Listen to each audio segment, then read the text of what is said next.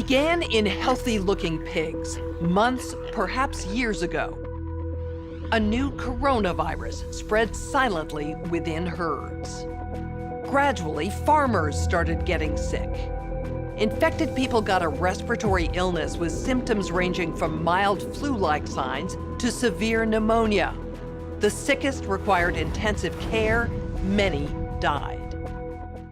Experts agree, unless it is quickly controlled, it could lead to a severe pandemic, an outbreak that circles the globe and affects people everywhere.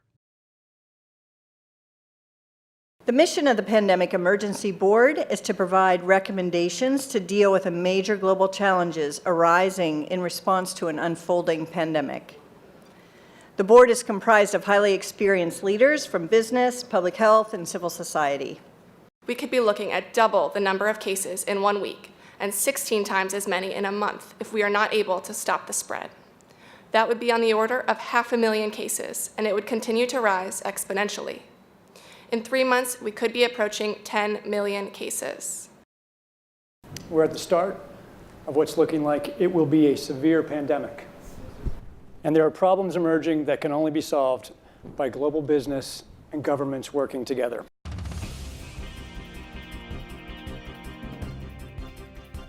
We have known about CAPS-like viruses in animals and people for decades, but have not been successful at developing a licensed vaccine. And sure, there are new technologies that may help, but it's going to be difficult. I am not optimistic about having a vaccine in time to be relevant during this pandemic. So the policy crisis in question for this board in this meeting is this: how should governments, business, and international organizations allocate and distribute pandemic antivirals and medical supplies to the people who need them most? What we've seen work very well in the HIV field is, in fact, procurement through the Global Fund. So having a centralized mechanism, so financially able to procure on behalf of affected countries would be critical. I think the second thing is it's going to be very important that for the business sector, for manufacturers of antivirals, that we have clarity around what the need is and where the need is and who are making the decisions.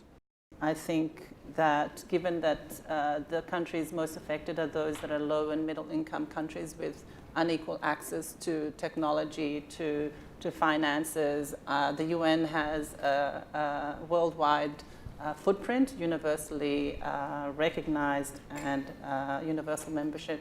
A global stockpile would certainly help ensure more rational and strategic allocation, but the reality is that we don't have the logistics capability, even within the UN, to bring that together in one place and run it. So this is where I think a collaboration between the international organizations like the World Health Organization and the private sector, which runs these supply chains for many purposes every day, understand where the supplies are, make smart decisions about how to allocate them to the people who need them in the places that need them the most, and then work with the industry to move those supplies from where they are today to where they need to be.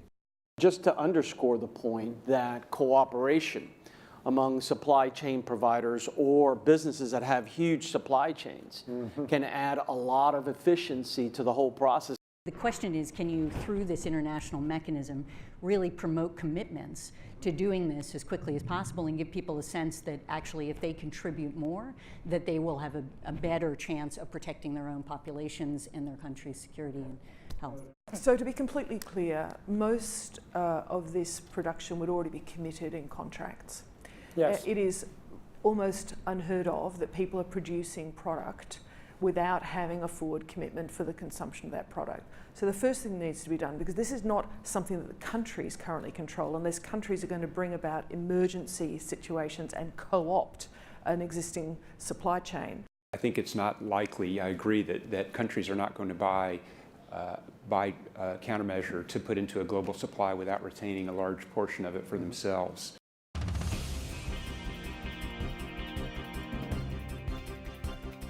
Public health agencies have issued travel advisories, while some countries have banned travel from the worst affected areas.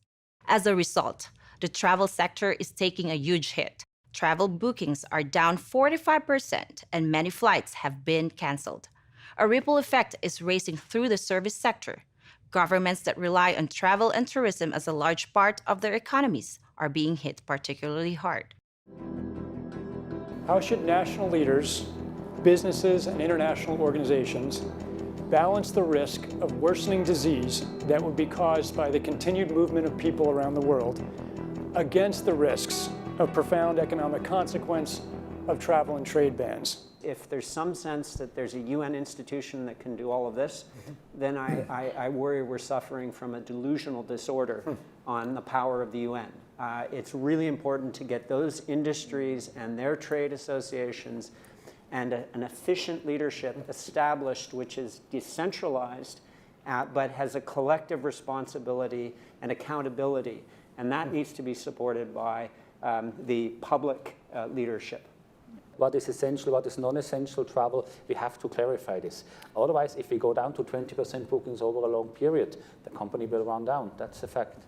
You know, there's a whole complex set of issues in a highly interdependent world on supply chains that are just in time. We need to think about how much flex there is in that just-in-time supply chain system and make sure it keeps running. I think it's going to take specificity, and it's going to take knowledge that only the private sector has. The UN can play an important coordinating facilitation role, but the companies know where those commodities are, where they move, how to move them, and that's where a type of public-private collaboration that we have not generally had in these crises needs to be put together pretty quickly. We are not out of money yet, but the fact is we are trending in a dangerous direction and something needs to change. So the policy question for this board now is how should financial resources be prioritized? Are there nodes that we cannot allow to fail? What is your sense of priorities? We don't have money to pay for all of these urgent problems. So at the moment, we want the funds, right? You need the money. So where's the money? So government kind of supplies some money. A lot of, private sectors, some are sitting here, you have some money. But now you need a really coordinated, centralized efforts. Hotels will be experiencing, crippling losses doing that. And we know that the hotel business in itself makes up 5% of the GDP. Governments need to be willing to do things that are out of their historical perspective, or for the most part, it's really a war footing that we need to be on. We shouldn't underestimate the power of entrepreneurship. We need to escalate that, whether it's through the government's helping with tax breaks or subsidies of that nature to increase manufacturing of those types of products. It can happen quickly. A Marshall-type plan, don't mean to say that exactly, but a Marshall plan that can go into effect can stimulate change very quickly. Countries are reacting in different ways as to how best to manage the overwhelming amounts of dis and misinformation circulating over the internet. In some cases, limited internet shutdowns are being implemented to quell panic. How much control of information should there be, and by whom? And how can false information be effectively challenged? And what if that false information is coming from companies or from governments? I think it's very important that we make sure that there is concise communication with all healthcare facilities where these patients are being treated so that there isn't mass panic. We're at a moment where the social media platforms have to step forward and recognize the moment to assert that they're a technology platform and not a broadcaster is over. They, in fact, have to be a participant in broadcasting accurate information and partnering with the scientific and health communities to counterweight, if not flood the zone of accurate information, because to try to put the genie back in the bottle of the misinformation and disinformation is nigh impossible. One thing we haven't spoken about, and I'm wondering whether it's time to talk about this, is a step up from the part of the governments on enforcement actions against fake news. I personally do not believe that trying to shut things down in terms of information is either practical or desirable. And we do have, I think, a couple of strategies that are available to us, one of which is the flood strategy, second of which is relying and informing and equipping trusted sources of information with the facts so they can then pass that on. But we also need to actually think about a technological answer to this. The outcome of the CAPS pandemic in Event 201 was catastrophic. 65 million people died in the first 18 months. The outbreak was small at first and initially seemed controllable, but then it started spreading in densely crowded and impoverished neighborhoods of megacities.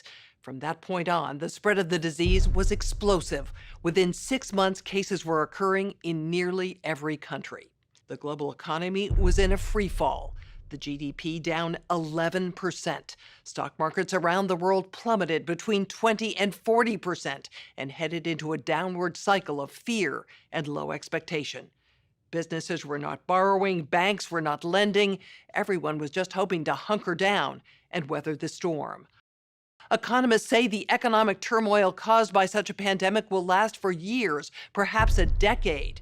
The societal impacts, the loss of faith in government, the distrust of news, and the breakdown of social cohesion could last even longer.